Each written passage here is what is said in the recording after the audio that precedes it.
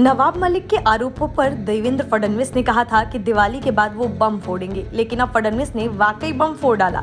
उन्होंने सीधे सीधे नवाब मलिक पर अंडरवर्ल्ड से संबंध रखने के आरोप लगा दिए। फडणवीस ने एक प्रेस कॉन्फ्रेंस के दौरान मुंबई सीरियल ब्लास्ट के आरोपियों का जिक्र किया। उन्होंने आरोप लगाए हैं कि मलिक ने धमाके के आरोपियों से जमीन खरीदी थी। कुछ दिनों पहले ही पूर्व सीएम ने कहा था कि वे राष्ट्रवादी कांग्रेस पार्टी के नेता से जुड़े कई सबूतों का खुलासा करेंगे। फडणवीस ने कहा कि दावे से जुड़े दस्तावेज वे सही अधिकारियों और शरद पवार को सौंप देंगे। देवेंद्र फडणवीस ने शाहब अली खान, मोहम्मद सलीम पटेल समेत कई नामों का जिक्र किया और कहा कि नवाब मलिक का अंडरवर्ल्ड के लोगों के साथ लेना देना है, जो सन 1993 मुंबई धमाकों के आरोपी ठहराए गए थे। उन्होंने दोषियों से बाजार से कम भाव में जमीन खरीदी। उन्होंने सवाल किया कि क्या यह डील टाडा के तहत अहम जमीन को जब्त होने से बचाने के लिए किया गया था। फडणवीस ने कहा कि ऐसी 4 जमीनें हैं जिनके तार अंडरवर्ल्ड से जुड़े हुए हैं।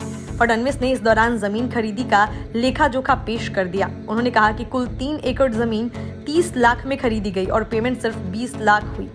उनके पैसे सलीम पटेल के अकाउंट में गए थे।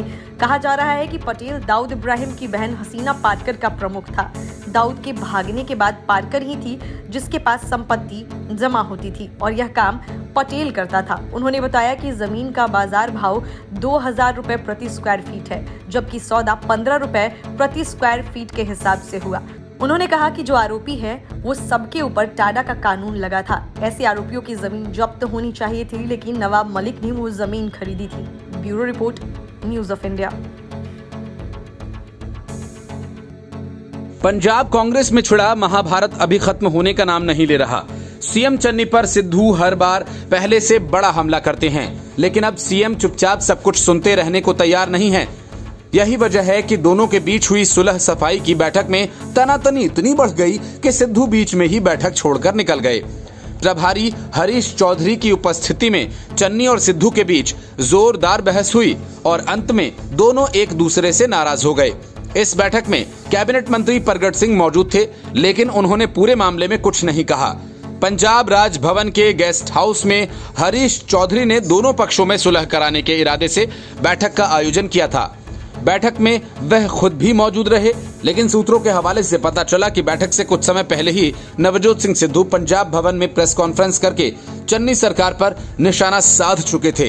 अपने तल्ख तेवर के साथ ही इस बैठक में पहुंचे सिद्धू ने बेअदबी के मामले में दोषियों पर कार्रवाई में हो रही देरी, नशे के मामले में सरकार के ढुलमुल रवैये, निजी कंपनी से बिजली समझौते रद्द करने और पेट्रोल डीजल के दामों में कमी के मुद्दे को लेकर मुख्यमंत्री पर सवालों की बौछार कर दी।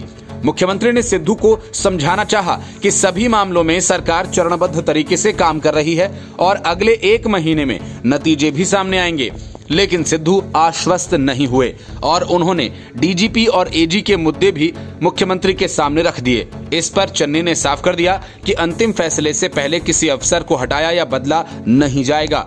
उसके बाद सिद्धू बैठक बीच में ही छोड़कर बाहर आ गए। वहीं सिद्धू के रवैये से नाराज चन्नी को हरीश चौधरी ने जैसे तैसे शांत किया। पंजाब विधानसभा के विशेष सत्र के पहले दिन की कार्यवाही स्थगित होने के बाद सिद्धू ने प्रेस कॉन्फ्रेंस कर बेअदबी और ड्रग्स मामलों पर चन्नी सरकार के कामकाज पर सवाल उठाए। सिद्धू का आरोप है कि सुखबीर सिंह बादल को क्लीन चिट देने वाले को पंजाब का डीजीपी लगाया गया है। सिद्धू का ये भी आरोप है कि जिस व्यक्ति ने सुमेध सैनी को ब्लैंकेट बेल दिलाई, उसे ही चन्नी सरकार ने पंजाब का एडवोकेट जनरल लगा दिया है। मुख्यमंत्री चरणजीत सिंह चन्नी की अध्यक्षता में पंजाब मंत्रिमंडल की बैठक बुलाई गई है। पंजाब सचिवालय स्थित कमेटी रूम में दोपहर 3 बजे होने वाली इस बैठक के लिए सरकार की तरफ से एजेंडा घोषित नहीं किया गया है। माना जा रहा है कि इस बैठक के दौरान 11 नवंबर को विधानसभा सत्र में 3 कृषि कानून और निजी कंपनी से बिजली समझौते रद्द करने संबंधी प्रस्ताव लाने पर विचार विमर्श किया जाएगा। Bureau report, news of India. करीब 1 साल से कृषि कानूनों के खिलाफ आंदोलन कर रहे किसान नेताओं का मकसद किसी से छिपा नहीं है। सियासी संरक्षण में चल रहे आंदोलन और इसके कार्यकर्ताओं के मन में भी सियासत करने की ललक है। राकेश टिकैत तो खैर पहले भी कई बार चुनावों में अपनी किस्मत आजमा चुके हैं और वे जिस तरह के बयान दे रहे हैं वो किसी किसान नेता से ज्यादा एक राजनेता की तरह ही हैं, जिसके निशाने पर एक खास पार्टी है। ठीक उसी तरह पंजाब के किसान नेता गुरनाम सिंह चडूनी हैं, जिनकी सियासी इच्छा इस कदर जोर मारने लगी कि उन्होंने विधानसभा चुनाव के लिए अपने उम्मीदवार के नाम का भी ऐलान कर दिया। किसान नेता गुरनाम सिंह चडूनी के ग्रुप ने पंजाब विधानसभा चुनाव के लिए फतेहगढ़ साहिब से अपने प्रत्याशी की घोषणा कर दी। ऐसे में 2022 के विधानसभा चुनाव लड़ने को लेकर संयुक्त किसान मोर्चा के नेताओं के बीच आने वाले दिनों में लड़ाई खुलकर सामने आ सकती है। पहले ही मिशन पंजाब 2022 की घोषणा कर चुके संयुक्त किसान मोर्चा के नेता गुरनाम सिंह चडूनी ने फतेहगढ़ साहिब से अपने पहले उम्मीदवार के नाम की घोषणा कर दी। इसे लेकर संयुक्त किसान मोर्चा के अन्य नेता नाराज हैं। इसे लेकर संयुक्त किसान मोर्चा ने आज विशेष बैठक बुला ली है। संयुक्त किसान मोर्चा के नेता जगजीत सिंह डल्लेवाल ने चडूनी के इस कदम की आलोचना करते हुए कहा कि ये मोर्चे को नुकसान पहुंचाने की कोशिश है, ये हमारी लाइन नहीं है और कई बार इस विषय पर चर्चा हो चुकी है।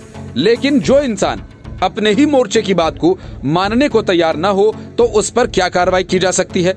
चडूनी को पहले भी निलंबित किया जा चुका है। उन्होंने स्पष्ट किया कि चडूनी ने जिसे भी उम्मीदवार बनाया उसके साथ संयुक्त किसान मोर्चा का कोई लेना देना नहीं है। किसान नेता गुरनाम सिंह चडूनी ने मिशन पंजाब 2022 के तहत फतेहगढ़ साहिब से पंजाब के वित्त मंत्री मनप्रीत सिंह बादल के नजदीक रहे सरबजीत सिंह मक्खन को अपने ग्रुप का उम्मीदवार बनाया। कांग्रेस से संबंधों को लेकर मक्खन का कहना है कि वह बहुत पहले कांग्रेस छोड़ चुके हैं। सरबजीत सिंह मक्खन के गांव तरखान माजरा पहुंचे गुरनाम सिंह चडूनी ने कहा, अब तक कांग्रेस और अकाली नेताओं ने जमकर पंजाब को लूटा, अब किसानों और मजदूरों को आगे आना होगा। सरबजीत सिंह मक्खन पंजाब के वित्त मंत्री मनप्रीत सिंह बादल के खास लोगों में शामिल रहे हैं।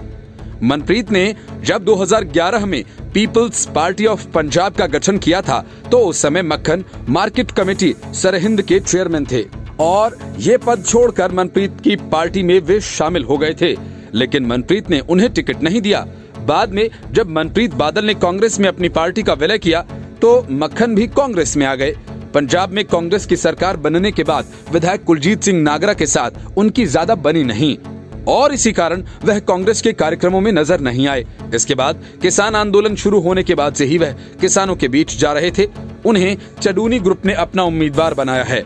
मक्खन ने अपनी उम्मीदवारी को लेकर कहा कि किसान संघर्ष शुरू होते ही उन्होंने कांग्रेस छोड़ दी। राहुल गांधी ने लोकसभा चुनाव के पहले राफेल सौदे के मामले को जोर शोर से उठाया। कांग्रेस ने इसे देश का सबसे बड़ा रक्षा घोटाला कहा। राहुल ने पीएम मोदी को बदनाम करने के लिए चौकीदार चोर है जैसा नारा गढ़ा। मामला संसद और सड़क से होते हुए सुप्रीम कोर्ट तक जा पहुंचा। लेकिन अब पता चला है कि असल में राफेल का असली खिलाड़ी तो वही कांग्रेस है जिसने इतना हंगामा किया। फ्रांस के एक पोर्टल मीडिया पार्ट ने खुलासा किया कि राफेल बनाने वाली कंपनी दसो एविएशंस ने इस मामले में मध्यस्थ रहे सुषेण गुप्ता की कंपनी इंटरस्टेलर टेक्नोलॉजीज को 2007 से 2012 के बीच 7.5 मिलियन यूरो यानी करीब 64 करोड़ 36 लाख रुपए दिए गए थे। उस समय केंद्र में प्रधानमंत्री मनमोहन सिंह के नेतृत्व में यूपीए की सरकार चल रही थी और कांग्रेस अध्यक्षा सोनिया गांधी उस सरकार की सर्वे सर्वा थीं। फ्रांस के पोर्टल ने खुलासा किया कि सुषेण गुप्ता से जुड़े कंपनीज ने कई बोगस रसीदें प्रिंट की और मॉरिशस के अटॉर्नी जनरल ने उन्हें 11 अक्टूबर 2018 को सीबीआई को भी भेजा था। साथ ही उसने मॉरिशस के अटॉर्नी जनरल द्वारा भेजे गए पत्र की प्रति भी प्रकाशित की। हालांकि इस पर भारतीय मंत्रालय, सीबीआई या दसों एविएशन की तरफ से कोई टिप्पणी नहीं आई है। मीडिया पार्ट ने बताया कि इसी तरह भारतीय जांच एजेंसीज को पता चला कि सुषेण गुप्ता ने इसमें दलाल की भूमिका निभाई थी। उसने लिखा है कि सुषेण गुप्ता की कंपनी को जो रुपए मिले उसके लिए आईटी कॉन्ट्रैक्ट्स के बिल को बढ़ा चढ़ाकर पेश किया गया। इसके लिए गलत रसीदों के जरिए इन रुपयों को मॉरिशस भेजा गया।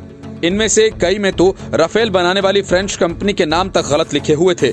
सुषेण गुप्ता के खिलाफ ऑगस्टा वेस्टलैंड हेलीकॉप्टर घोटाले में भी सीबीआई ने चार्जशीट दायर की थी। मीडिया पार्ट का कहना है कि गुप्ता ने फ्रेंच कंपनी को भारतीय नेगोशिएशन टीम की गतिविधियों की डिटेल्स सौंपी थीं। इस तरह राफेल सौदों में जिस घोटाले की बात कांग्रेस करती आई है और घूस की जो बात कही जा रही है वो यूपीए काल में ली गई थी। 2007 से 12 के दौरान भाजपा के राष्ट्रीय प्रवक्ता संबित पात्रा ने कहा कि इटली से राहुल गांधी जी जवाब दें, राफेल को लेकर भ्रम फैलाने की कोशिश आपने और आपकी पार्टी ने इतने वर्षों तक क्यों की। आज ये खुलासा हुआ कि उन्हीं की सरकार में पार्टी ने 2007 से 2012 के बीच राफेल में ये कमीशनखोरी की, जिसमें बिचौलिए का नाम भी सामने आया है। उन्होंने कहा कि राफेल का विषय कमीशन की कहानी थी, बहुत बड़े घोटाले की साजिश थी। यह पूरा मामला 2007 से 2012 के बीच हुआ। 2019 के चुनावों से पहले विपक्षी दलों ने, खासकर कांग्रेस पार्टी ने जिस प्रकार से एक झूठा माहौल बनाने की चेष्टा की, राफेल को लेकर यह साजिश की गई, वो हम सभी ने देखी। उनको लगता था कि इससे उनको कोई राजनीतिक फायदा होगा। इसका मतलब है कि आई नीड कमीशन। यूपीए काल में हर डील के भीतर एक डील हुई और फिर भी एक भी डील सफल नहीं हुई। कांग्रेस अब भी राफेल घोटाले को देश का सबसे बड़ा रक्षा घोटाला बताकर इस पर हंगामा मचा रही है। पार्टी ने राफेल में रिश्वतखोरी को दफनाने की कोशिश का आरोप मोदी सरकार पर लगाते हुए कहा कि ऑपरेशन कवर अप चलाया जा रहा है और पिछले 5 वर्षों में सारे आरोप सत्ता में शीर्ष पर बैठे लोगों पर लगे हैं। मजे की बात तो यह है कि यूपीए पर लगे आरोपों वाली मीडिया रिपोर्ट की खबर ही कांग्रेस वाला शेयर कर रहा है और भाजपा पर निशाना साध रहा है।